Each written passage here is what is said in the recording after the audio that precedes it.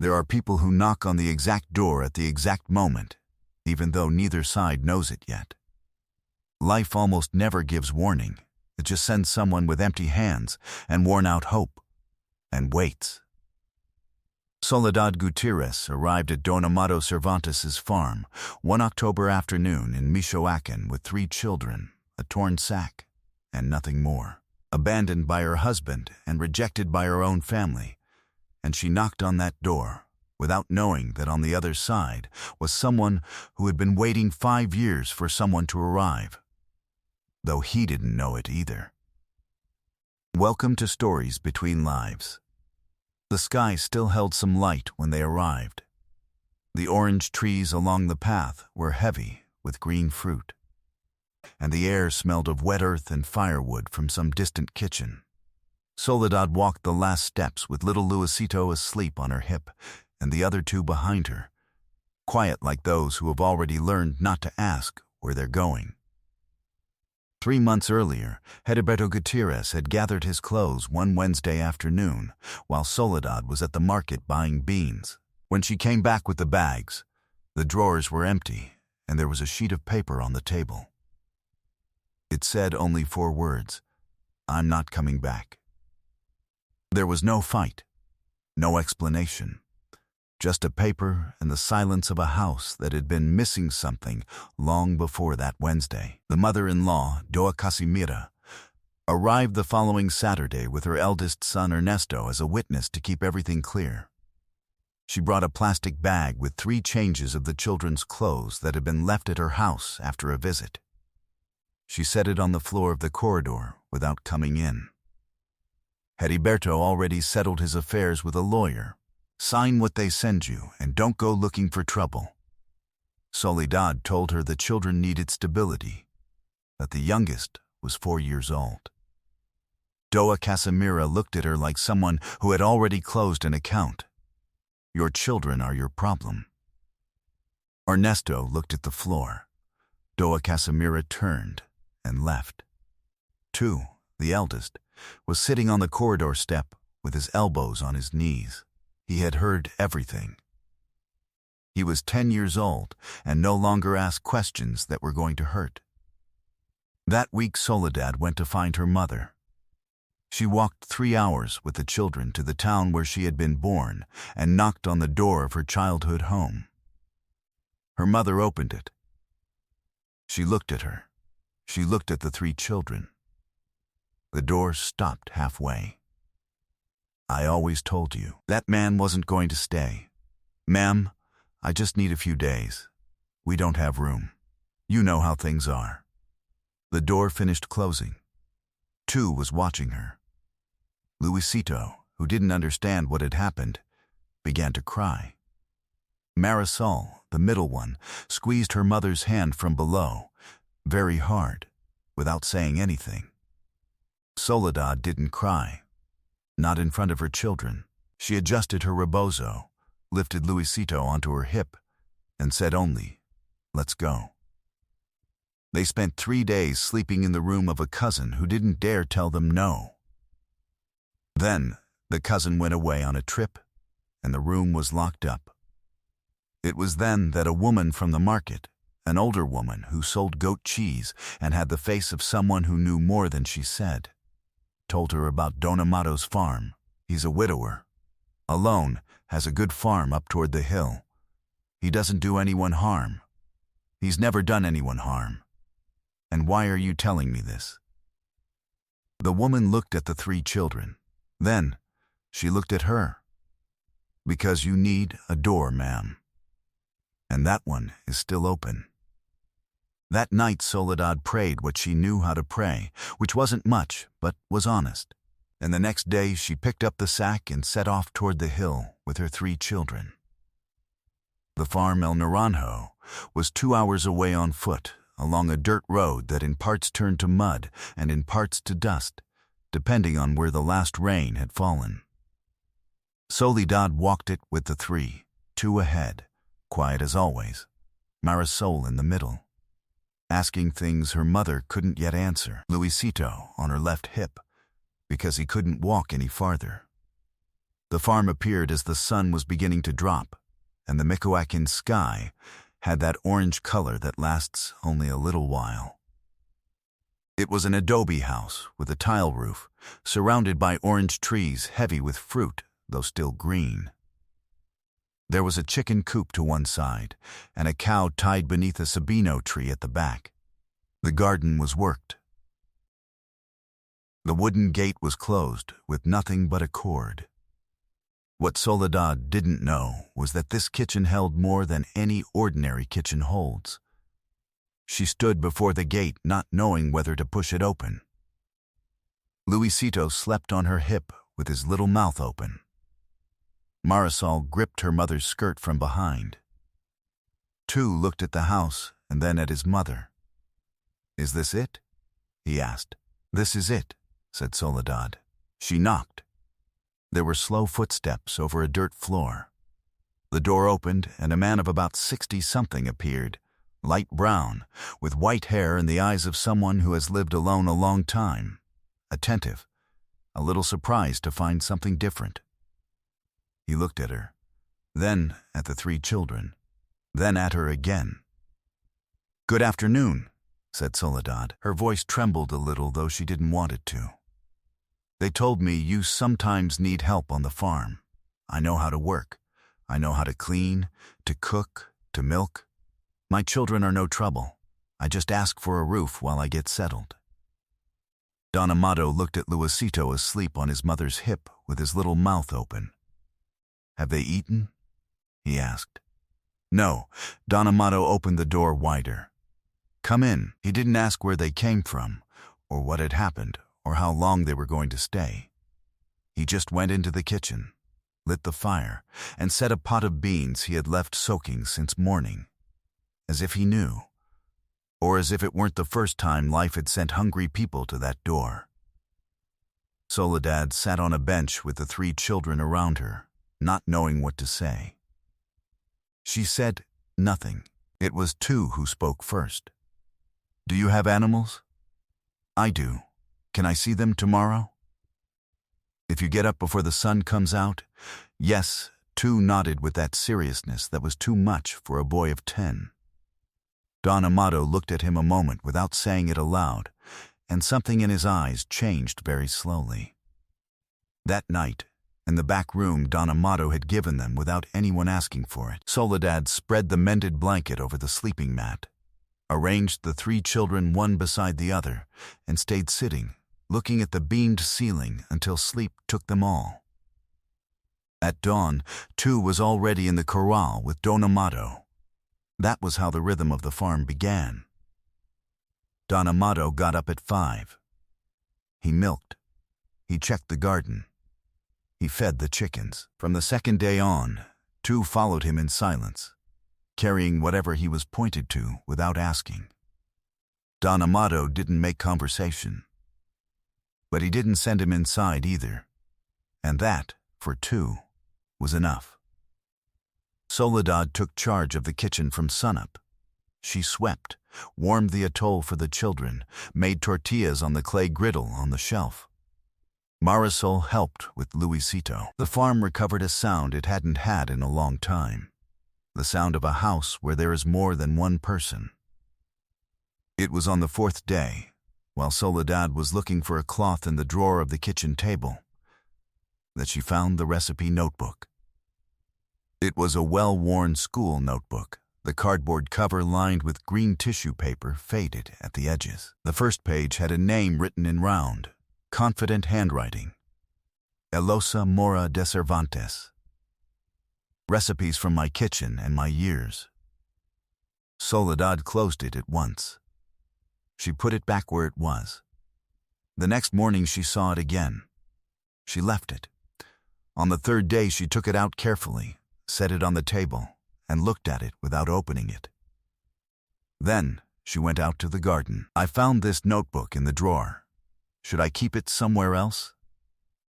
Don Amado stopped his hands over the plant he was pruning. "Leave it where it was. It belonged to my wife."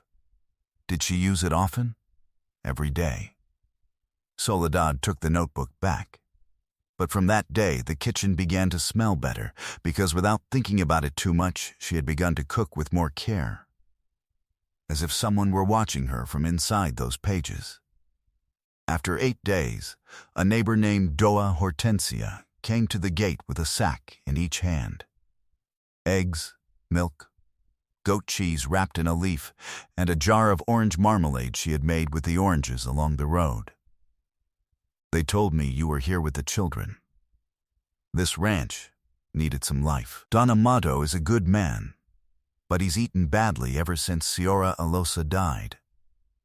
She left the sack, gave Luisito a cajeta candy that the boy received with both hands and great seriousness, and went away.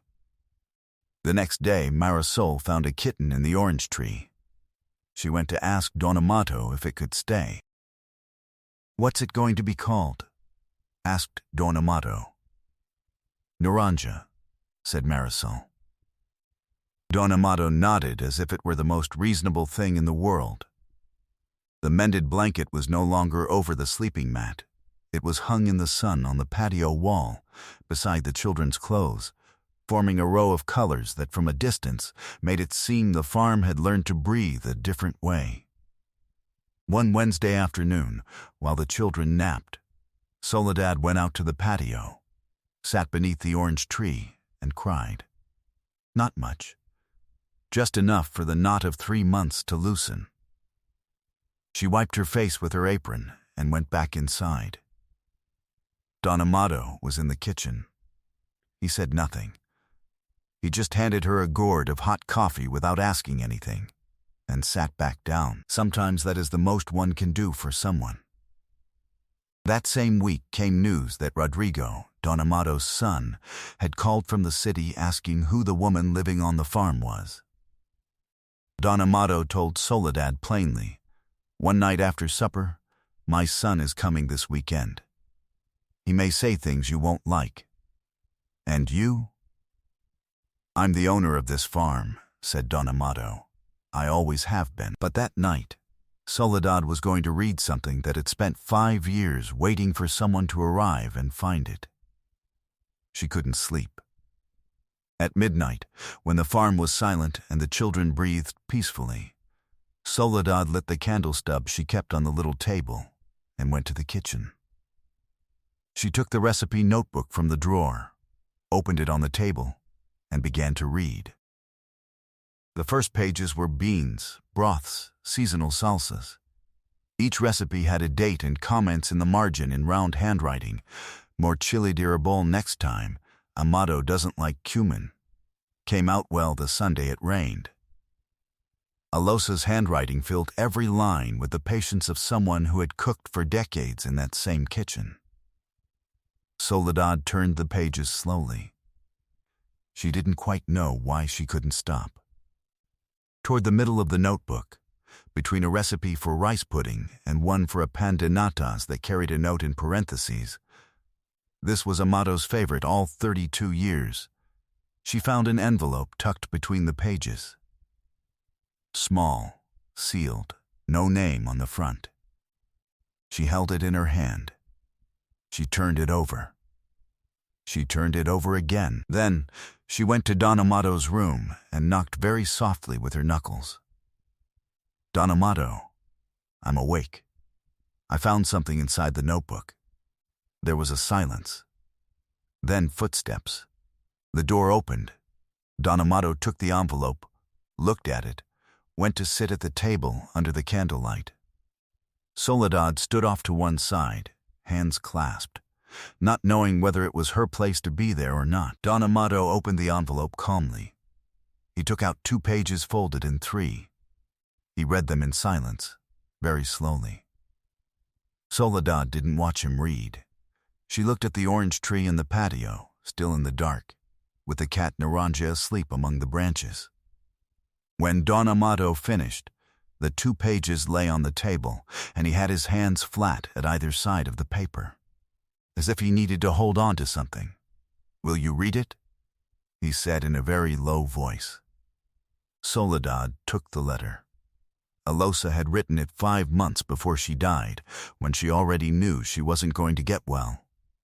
It was addressed to whoever cooks in this kitchen when I am gone. Not to Amado. To someone who didn't yet exist. To someone who was going to arrive. Alosa wrote that she had kept the letter in the notebook because she knew Amado would never open it, that the notebook frightened him too much to touch. That whoever found the letter would be someone who had arrived with need and with will. That this person was welcome. That the farm had always had room for more voices, and that Amado needed those voices even if he didn't know how to ask for them. That the only thing she asked of whoever read those words was that they take care of that man who didn't know how to ask to be taken care of. At the end, in the same firm hand but a little wearier, if there are children, all the better. God first. This house always wanted children. Soledad folded the letter carefully and set it on the table. The candle flickered. Don Amado cleared his throat once, like someone who wants to say something and doesn't know where to begin. I didn't know Alosa had left that. Neither did I. She always knew things before I did. They said no more. The candle kept burning. Outside, in the orange tree, the cat shifted among the branches. It was Don Amado who spoke first, slowly, weighing his words like someone who knows some words can't be taken back. You can stay as long as you need, Señora Soledad. I had already decided that. But now I also know Alosa would have wanted it. Something inside Soledad's chest loosened. Something she had carried since long before that Wednesday of empty drawers. Since long before the door that didn't open. Since long before everything. Thank you, Don Amado. Don't thank me. Cover up. The early hours in Machoacan turned cold fast. On Saturday, Rodrigo and Fernanda arrived by car, without warning, at lunchtime. They came in through the gate with the step of those who consider that the place has always belonged to them. Rodrigo was 40 years old and had the face of someone who hadn't worked with his hands in a long time. Fernanda looked at the dirt floor of the corridor as if its very existence bothered her. Soledad saw them arrive from the kitchen. She kept chopping onion. Rodrigo went straight to it. "Pap, I need to talk to you." Don Amado was in the corridor with his gourd of coffee. "You're already talking, with you alone. We're fine here." Rodrigo looked at Soledad. He looked at the children playing in the patio with the cat. He looked back at his father. A woman with 3 children isn't the same as a woman alone, Pap. You have to think about your name, about the farm, about what you're going to leave behind. Don Amado set the gourd on the corridor bench without hurry. "This farm is mine. What I do with it is too." Fernanda stepped forward. "It's not that we mean to disrespect you, ma'am. But you'll understand this is a family matter. This is not your house." Soledad set the knife down on the cutting board. She wiped her hands on her apron. She came out to the corridor. "I didn't come to take anything from anyone, sir. I came to see if anyone still had a place where my children could sleep without cold." Don Amado opened the door. I came in. "What there is between your father and me is honest work and nothing more." Rodrigo opened his mouth. He closed it. Don Amado spoke then with the calm of someone who has lived 70 years and already knows when a conversation is over. "Your mother left a letter, Rodrigo. It turned up this week, in the recipe notebook.